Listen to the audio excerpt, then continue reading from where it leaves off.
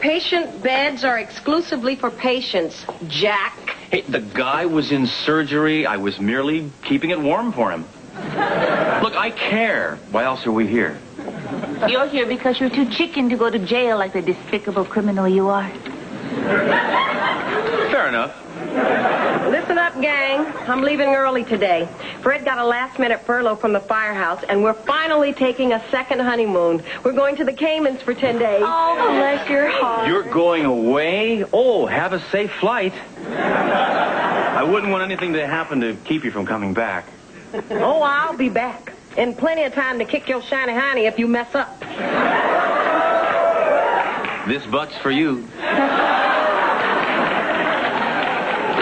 A second honeymoon, Annie, that's great. When was the last time you two took a trip together? Our first honeymoon. Between Fred's schedule and mine, we hardly ever see each other. But you're still together. What's your secret? That is our secret.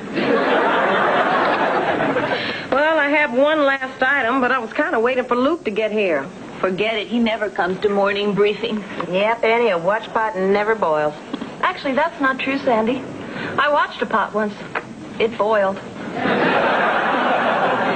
My, that was time well spent. Oh, sure, it took time. And for a while, it seemed like it was never going to happen. But it finally boiled, right?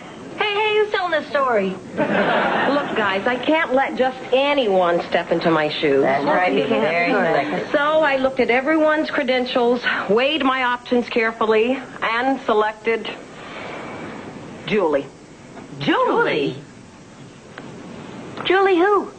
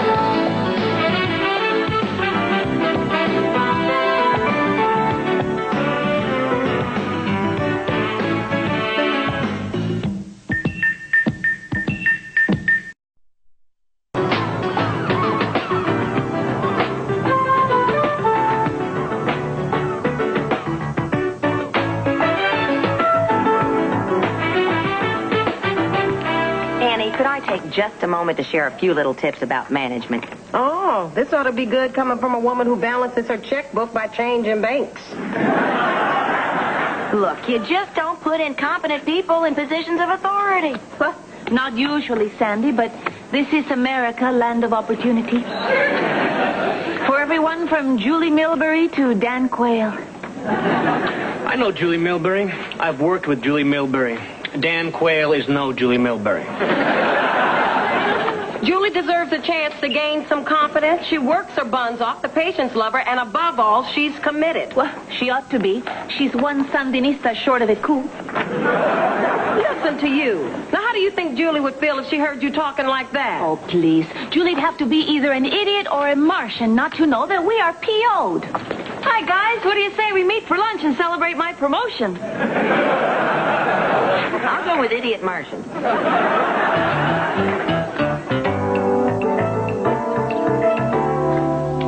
Here's that pillow now, Mr. Moss. Oh, you folks go to such a fuss. Listen, Warden, this old geezer doesn't have anything I could catch, does he? I doubt it. He's got a bad heart, and you've got no heart at all. Oh, look, what have we here? Look at that. That's an old railroad watch. Oh, this is a beauty. You know, the railroad men always had the best timepieces. Oh, you betcha. I was brakeman on the old B&O line for 50 years. And when I retired, they gave me this as a gift. Yeah, this watch always reminds me of the best years of my life. Oh, look at it. It just isn't that wonderful. How much you want for it? Huh? No, come on. I'll pay you cash. I've been looking for a watch like this. Oh, this watch is not for sale. Not for sale? No, sir, no. Mr. Moss, this is America. Everything is for sale. I tell you what I'll do. I'll get you a nice new Casio. That quartz model runs for an eternity, which, as I understand it, may very well suit your immediate needs. What the hell is the matter with you? Is there no limit to your greed? I'm sorry, Annie. Did you want the watch? No, I don't want the damn watch. Well, then, would you mind waiting in the hall? I've got work to do. Gina, I heard how you got shafted on that charge nurse thing. No question in my mind, you're the best nurse here. I'll live. You know, it's that kind of mature professionalism that's going to take you straight to the top. And if I said it once, I have said it 100 times. Nothing can hold you back. Not since I cut you loose.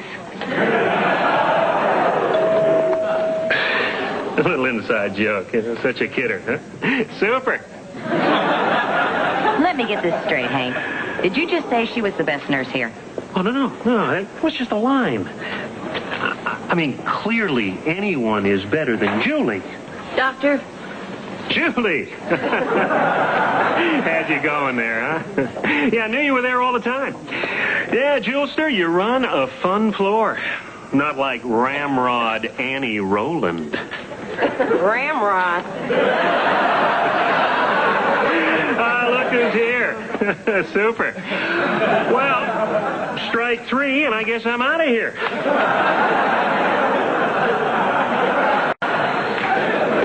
Annie, maybe he's right. Maybe I shouldn't be in charge. Oh, nonsense, Julie. Look, you've got to believe in yourself the way that I believe in you. You're the most dedicated nurse I know. Sometimes I think your whole world is nursing. Oh, it has to be.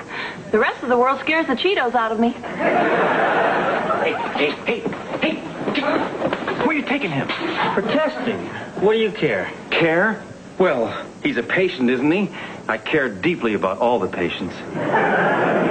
First Julie's the charge nurse, now this. Man, some days you just don't know which side of the mirror we're living on. Maybe I can help here. You want to take him for me? No, but I thought I could hold his watch. You know, I've seen people come back from the lab missing jewelry, gold teeth. Really? Oh, give me the watch. No. Give me the... No. I prefer to keep it with me. I understand completely. How does $50 sound? Sorry, I'm saving this for my grandson. He wants to be an astronaut. And someday he'll be riding the space shuttle, carrying this old watch from his granddad who used to ride the rails. $60. Jack, you're a nice boy, but the only way you're going to get this is to pry it from my cold, dead fingers. Now, you're both my witnesses. He said I could have it.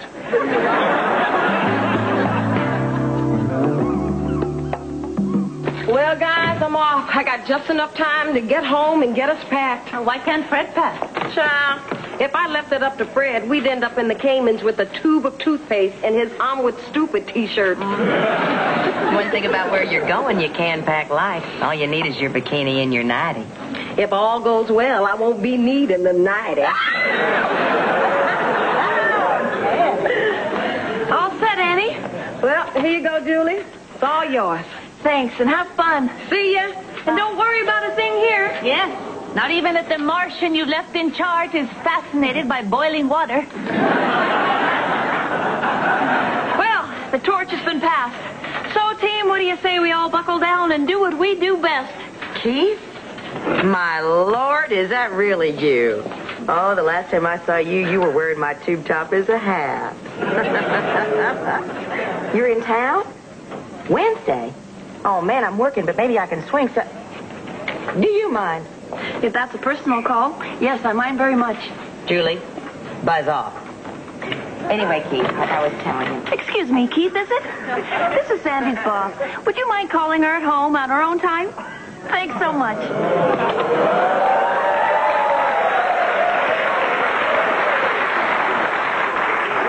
He sounds nice. Now, what the hell is this? I can't even have 2 minutes to take a phone call? You don't see me on the phone with my Carl. He doesn't have a damn phone. The man works in a toll booth. Without any distractions from his work. Like this filing you have to do. Filing? Annie always lets us do filing at the end of the shift. Sandy Annie's gone. Don't look back. Julie, I have been here a long time, and this floor cannot run without me. I know. So what do you say we get hopping on these files? Julie, you can hop on them. You can do a headstand. You can build a humid pyramid of cheerleaders for all I care. But I'm not doing that filing until I'm damn good and ready. This isn't about the filing, is it? Hell no, it's not about the filing. It's about paying dues and getting dumped on. It's about having to report to somebody with the IQ of a corn dog. Whew. For a moment there, I thought it was about me.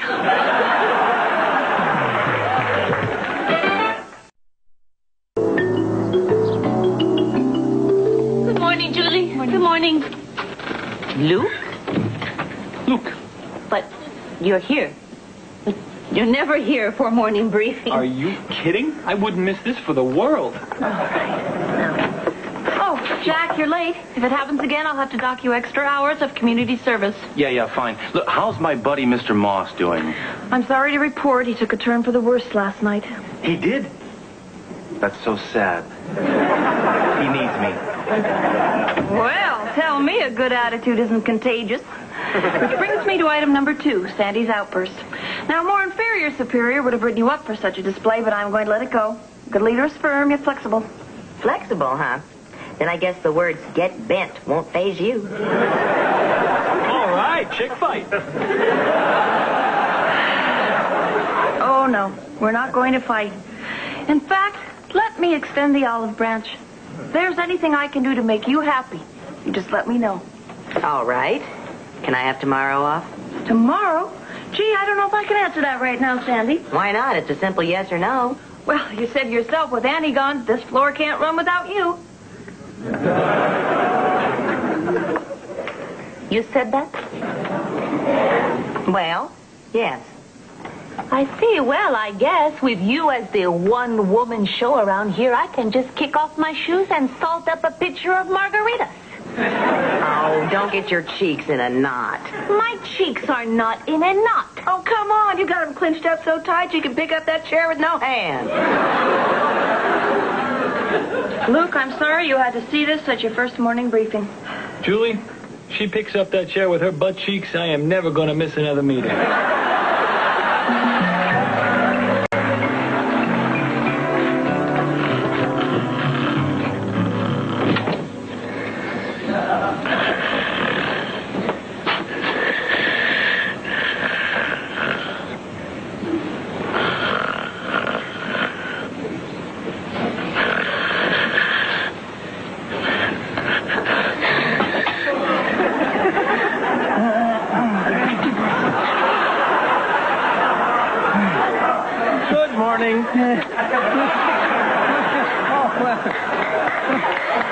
Nice to see everything fine with you here. Morning, Sonny. Good. I just came in to see how's the old ticker. Oh, winding down, I'm afraid. Oh, well, don't overwind that. Those old springs are irreplaceable. No, I was talking about my heart. Oh, so was I. Yeah. Listen, I want to help you make sure that watch of yours goes straight to your grandson. You know, in case anything should happen. You know something I don't know? I know the law, and I know that what you need is a comprehensive, living will. Comprehensive? No, Jack, I'm just a simple man. I'm banking on it. That's why I had my legal staff draw up just a few simple forms, just right around in there. You did this for me? I don't know what to say. Jackie, you're a man after my own heart. Close. Oh, Jack, there you are. Just finishing up in here. Look, Jack just drew me up a will. Oh, Will, man doesn't even know what day it is. Mr. Moss, is this your handwriting? Yeah. And you're sure about this? Sure as anything in my life, dear. Well, great. Here you go, Jack. Did you read this? Well, it looks like a lot of legal gobbledygook, but I saw the signature at the bottom, and that's all I need. Well, coincidentally enough, it's all I need.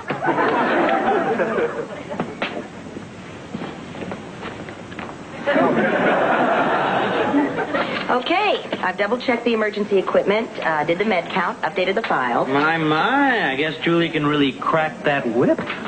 For your information, Paco, I'm just staying extra busy to keep her away from me. Yes, just because we're good at our job.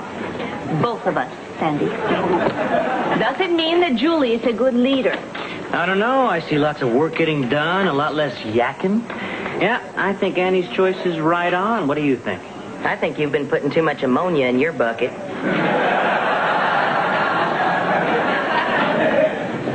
Sandy, you don't think there's any possibility that Julie really is the best person for the job, do you? Oh, of course not. But if she is, I'm going to be in therapy a lot longer than I thought. Hey, you two, let's break up this little sewing circle, shall we? my, look at the time. I think I'll go drain Mr. Emmett. Gina, you are the straw that stirs the drink. Don't forget to sterilize those instruments when you're done. Sterilize? Why, Julie, what a novel approach. And to think all these years I've been spit washing them. Luke, we seem to have a bit of a problem. Did you tell Mrs. Mason that you were Batman? She was delirious and kept insisting I was Batman. Customer's always right, right? Yes, but Luke, you are not Batman. Are you so sure? Have you ever seen me and him in the same place? Luke, it's difficult for me to dress down a colleague, but regardless of your good intentions, deceiving a patient is, well, kind of stinky. Man, I've been called to the woodshed before, Julie, but never like this. I hope I haven't been too harsh. Tell me one thing. What was Mrs. Mason's blood pressure this morning? As I recall, it was through the roof. And what is it now? Down. Quite normal, in fact. I'm Batman. Sandy, I'm turfing a patient down from ICU into 312. I'm sorry, Hank, but you better clear it with the wonderful charge nurse. Well, who are you? And what have you done with our Sandy?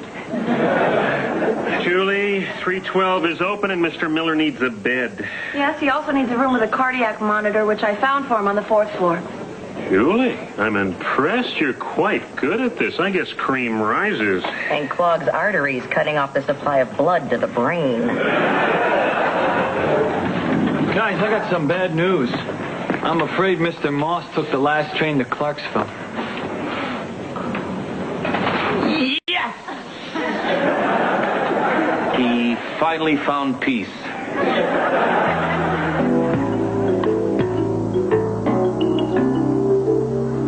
So, what's the deal?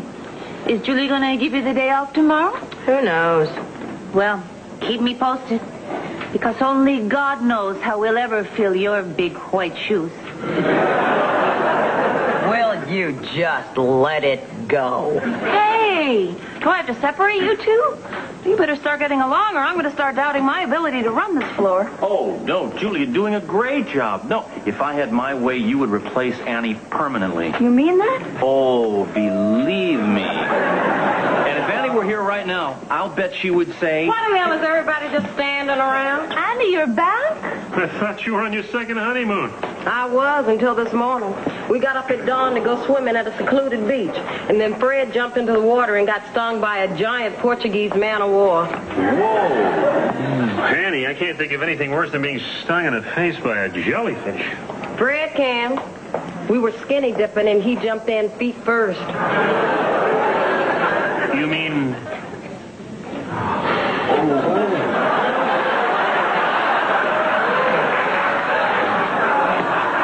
Poor Fred, all swelled up and nowhere to go.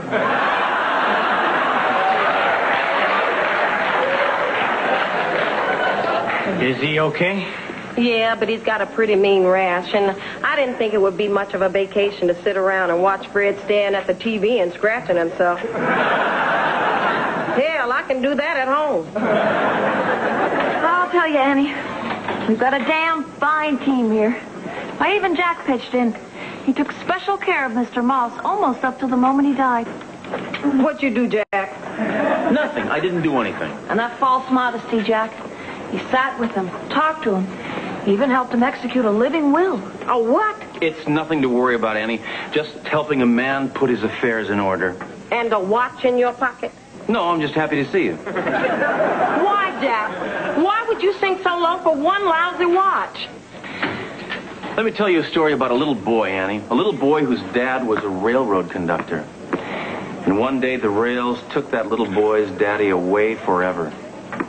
And for the rest of his life, that little boy longed for just two things.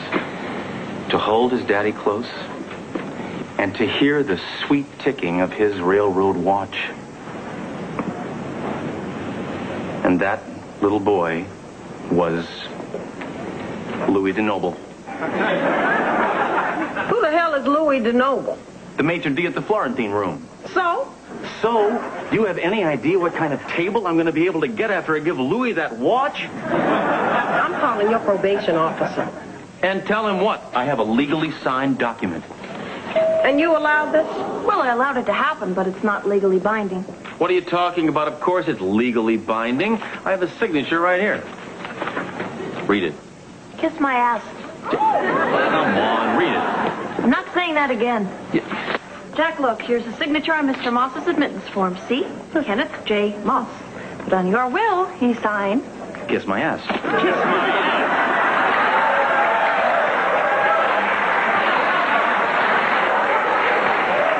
I don't believe this. Boy, what's this world coming to when you can't even trust a dead guy? Annie, could I have one last official act as charge nurse? Looks like you earned it, Julie. Okay. Then, Sandy, you and Keith have a wonderful day off tomorrow, and don't worry. You don't have to thank me. Good. You're welcome. Just tell us one thing, Annie. Did you put Julie in charge because you thought it'd help boost her confidence? Or was it because you knew she's so flaky that we'd all pitch in harder to make sure things got done? Well, ladies, that depends. On what? On whatever makes me smarter.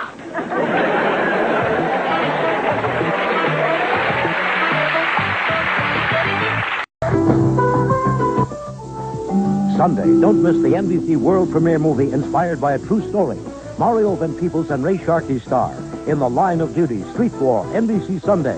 Coming up next, it's an all-new Sisters. Georgie's acting as a surrogate mom for her sister Frankie. But they didn't count on one thing. Frankie could be pregnant. An all-new Sisters next.